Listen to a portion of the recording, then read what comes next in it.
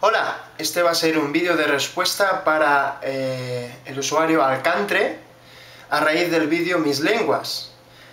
Bueno, yo de vez en cuando pues voy mirando por YouTube vídeos de personas que les interesa aprender nuevos idiomas, y bueno, recientemente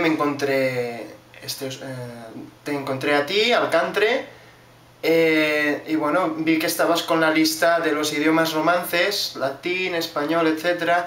Y digo, bueno, voy a ver este vídeo porque parece muy interesante.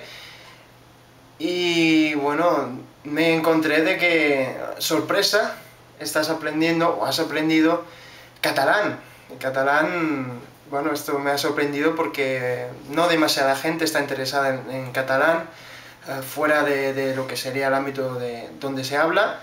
Incluso dentro de España, lo que no es Cataluña, Valencia o Mallorca, donde no se habla catalán, la gente no está muy interesada, y para mí pues me produce mucha satisfacción comprobar que existen personas interesadas en el idioma nativo que yo hablo en mi casa.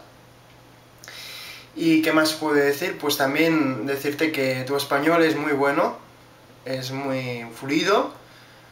O sea, que te felicito y te animo a que continúes con el catalán, que creo que puede valer la pena, porque ya con el background y el conocimiento que tú tienes de las otras lenguas romances, creo que para ti no será muy difícil dominarlo.